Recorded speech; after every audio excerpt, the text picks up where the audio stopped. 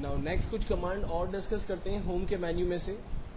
सबसे पहली command home के मेन्यू में ऑटोसम, जिसको हम लोगों ने पहले भी डिस्कस किया था कि अगर हमें किसी भी स्टूडेंट्स के सब्जेक्ट्स का टोटल नंबर निकालना हो या पेरोल प्रोग्राम्स के अंदर या सैलरी प्रोग्राम्स के अंदर अगर हमें टोटल निकालना हो तो उसके मेथड्स क्या होंगे, उन तमाम के लिए हम लोगों ने ऑटोसम को डिस्कस किया था। इस कमांड के बारे में मैंने पिछले तमाम चीज़ों में बहुत ज़्यादा डिस्कस किया है।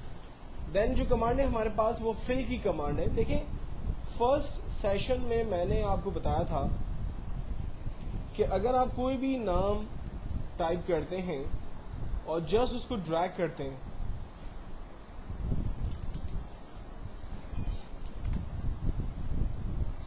तो आपके पास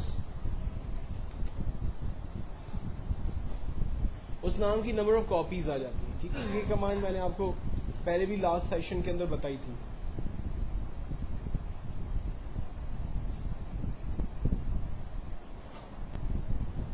अच्छा, अब अगर मिसाल के तौर पर आप उसकी डुप्लीकेट बनाते हैं और इस काम के लिए आपको माउस की ज़रूरत पड़ती है, लेकिन अगर आपके पास माउस के स्टेप्स नहीं हैं या आप ड्रैग करना जो है वो कंफर्टेबल नहीं फील कर रहे हैं या माउस आपका जो है वो प्रॉपर वर्क नहीं कर रहा, तो उसके अलावा और क्या ऑप्शंस अवेलेबल हैं। तो आप जस्ट टेक्स्ट को रेंज में लेते हैं और यहाँ पर हमारे पास फिल की कमांड है।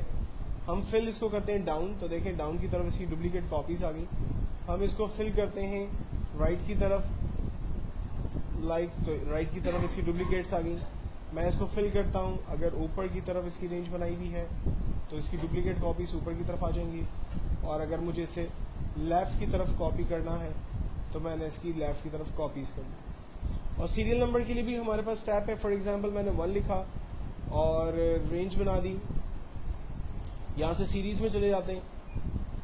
स्टॉप वैल्यू फॉर एग्जांपल हम डिफाइन नहीं करते, स्टेप वैल्यू 1 ही है, ओके करते हैं। ये देखें सीरियल नंबर जनरेट हो गया। अगर मैं चाह रहा हूँ कि 2 का टेबल जनरेट हो जाए तो पहली वैल्यू 2 लिखकर रेंज बनाए और यहाँ स्टेप के अंदर वैल्यू 2 डिफाइन करके ओके कर दें, ये 2 तक आपके पास सीरियल नंबर जनरेट होगा। अच्छा, अब अगर मैं रेंज बनाता हूँ तो रेंज जो है वो जनरेट करता है फॉर एग्जांपल 24 तक का टेबल बना देता है। मैं चाह रहा हूँ कि 20 तक आए, लास्ट वैल्यू 20 हो, तो स्टेप वैल्यू 2 और स्टॉप वैल्यू 20 डिफाइन कर देता है। तो इससे फायदा ये होगा कि सिर्फ 20 तक वैल्यूज जनरेट करेगा, उसके बाद की वैल्यूज नहीं आएंगी। तो ये सारे ऑप्शंस हमें फिल के अंदर मिल जाते हैं। जबकि नेक्स्ट हमारे पास कमांड्स हैं क्लियर की। क्लियर मल्टीपल चीज़ों में यूज होता है। फॉर एग्जांपल मैंने ये मार्कशीट बनाई है, मैं चाह रहा हूँ कि ये सारा डाटा मेरा क्लियर हो जाए। क्लियर ऑल करते हैं, ये देखें पूरा डाटा मेरा खत्म हो गया। मैं चाह रहा हूँ कि इस डाटा में जो मैंने फॉर्मेटिंग अप्लाई की है, मेरा टेक्स्ट जो है वो एज इट इज़ रहे, लेकिन जो टेबल कलर्स अलाइनमेंट बोल्ड वगैरह जो अप्लाई हुआ वो सब खत्म हो जाए।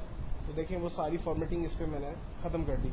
इससे मेरा टेक्स्ट जो है वो खत्म नहीं होता, टेक्स्ट का हम लॉस नहीं कर पाते। देन है क्लियर कंटेंट, इसमें हमारा टेक्स्ट जो है वो खत्म हो जाएगा और टेबल और उसकी जो फॉर्मेटिंग है वो सारी चीज़ें हमारे पास रह जाएंगी।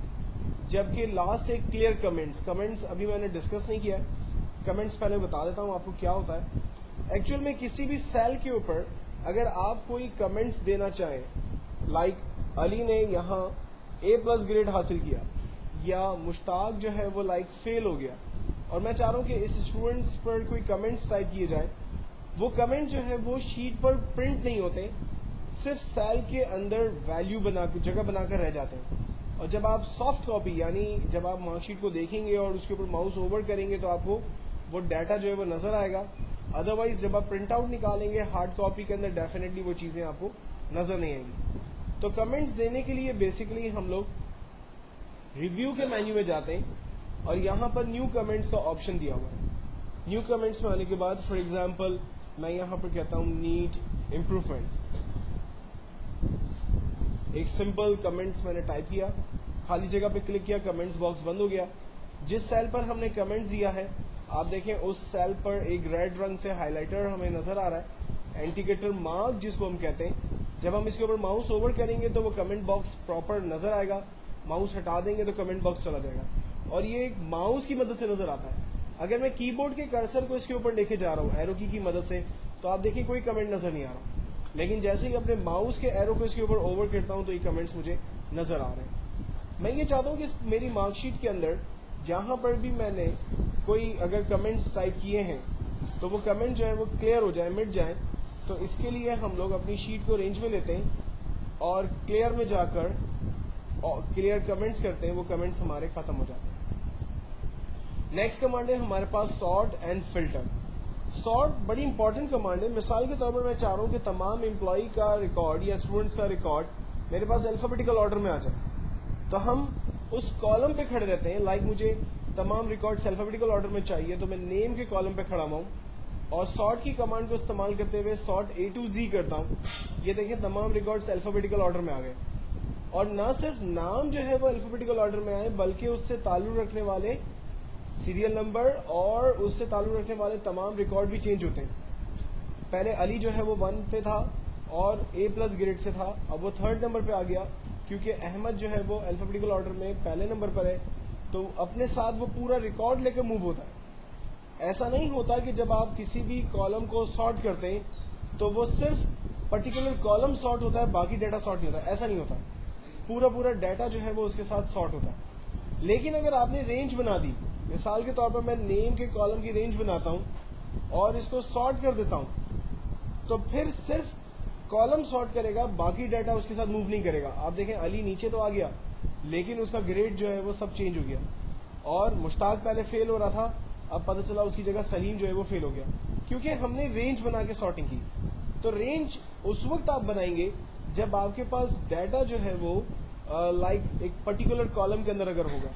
लेकिन अगर डाटा जो है वो एक दूसरे से ताल्लुक रखने वाला है और लाइक इस तरह की एक पूरी शीट आपके पास बनी हुई है, तो उसमें आप कभी भी रेंज बना के सॉर्टिंग नहीं करेंगे, बल्कि पर्टिकुलर कॉलम पे खड़े रहकर सॉर्ट करेंगे। ठीक है।